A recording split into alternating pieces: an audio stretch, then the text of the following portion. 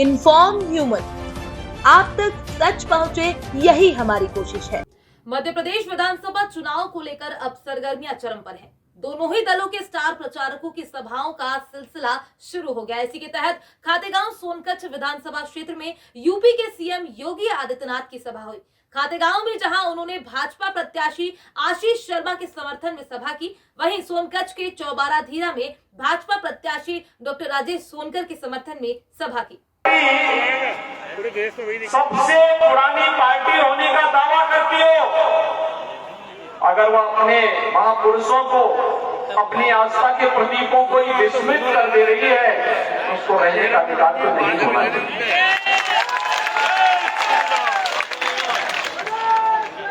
भाइयों बहनों, कांग्रेस ने समस्या दी, मोदी जी आए और उत्तर प्रदेश में बीजेपी की सरकार आई, ये डबल इंजन की सरकार ने अयोध्या की समस्या का सदैव के लिए समाधान कर दिया। हमने तो कहा ही नहीं था ना, हमने तो कहा था कि आएंगे, समस्या का समाधान संविधान के दायरे में रहकर कर देंगे। और क्या ही नहीं, अब तो मैं आपको ये भी आमंत्रण देने के लिए आया हूं कि 22 जनवरी को रामलला के भव्य मंदिर में भगवान राम विराजमान होंगे। समाधान ऐसा जिसका कोई विकल्प नहीं हो सकता।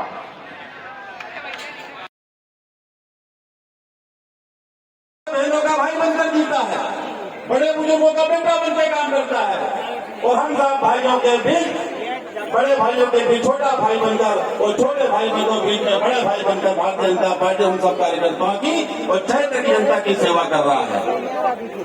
ऐसे हमारे नेता, इस प्रकार के नेता मित्रों बहुत बिरले होते हैं। चुनाव करेंगे।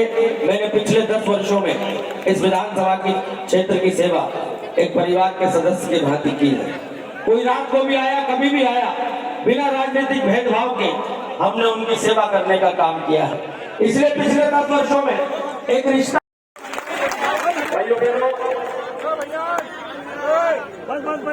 विधानसभा चुनाव के बहाने ही सही, मुझे आप सबके साथ संवाद बनाने का एक अवसर प्राप्त हुआ है। उत्तर प्रदेश से आया हूँ, तो स्वाभाविक रूप से जो परिवर्तन देश के अंदर, दुनिया के अंदर देखने को मिल रहा है, वहीं से मैं शुरुआत भी करूंगा।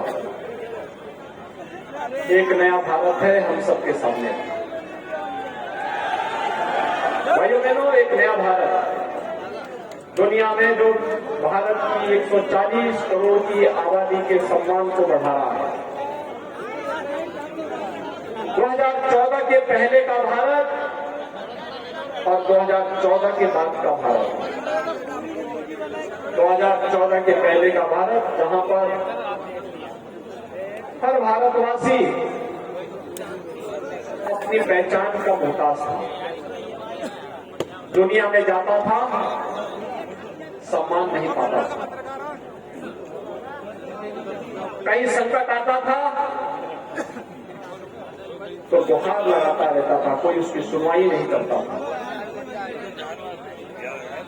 पहचान के संकट से किसने भारत के नागरिकों के सामने इस प्रकार की समस्या खड़ी की थी? इस समस्या की जड़ भी थी कांग्रेस, जिन्होंने लंबे समय तक देश में शासन तो किया। भाइयों बहनों, विधानसभा चुनाव के बहाने ही सही, मुझे आप सबके साथ संवाद बनाने का एक अवसर प्राप्त हुआ है। उत्तर प्रदेश से आया हूँ, तो स्वाभाविक रूप से जो परिवर्तन देश के अंदर, दुनिया के अंदर देखने को मिल रहा है, वहीं से मैं शुरुआत भी करूंगा। एक नया भारत है हम सबके सामने। भाइयों बहनों, एक नया भारत, दुनिया में जो भारत की 140 करोड़ की आबादी के सम्मान को बढ़ा रहा है। 2014 के पहले का भारत और 2014 के बाद का भारत, 2014 के पहले का भारत, जहां पर हर भारतवासी अपनी पहचान का मोहताज था, दुनिया में जाता था, सम्मान नहीं पाता था, कहीं संकट आता था तो गुहार लगाता रहता था, कोई उसकी सुनवाई नहीं करता था। पहचान के संकट से किसने भारत के नागरिकों के सामने इस प्रकार की समस्या खड़ी की थी? इस समस्या की जड़ भी थी कांग्रेस, जिन्होंने लंबे समय तक देश में शासन तो किया। करेंगे। मैंने पिछले 10 वर्षों में इस विधानसभा की क्षेत्र की सेवा एक परिवार के सदस्य की भांति की है। कोई रात को भी आया, कभी भी आया, बिना राजनीतिक भेदभाव के हमने उनकी सेवा करने का काम किया है। इसलिए पिछले 10 वर्षों में एक रिश्ता, ये मां नर्मदा का नाभि क्षेत्र है, भगवान सिद्धनाथ की भूमि है, अनेक संतों का उपासना स्थल है और किसान आधारित क्षेत्र है।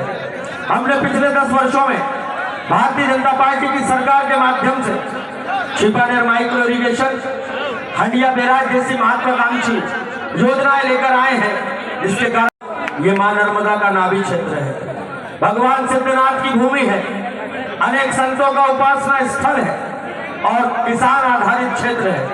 हमने पिछले 10 वर्षों में भारतीय जनता पार्टी की सरकार के माध्यम से छिपानेर माइक्रो इरिगेशन, हंडिया बैराज जैसी महत्वाकांक्षी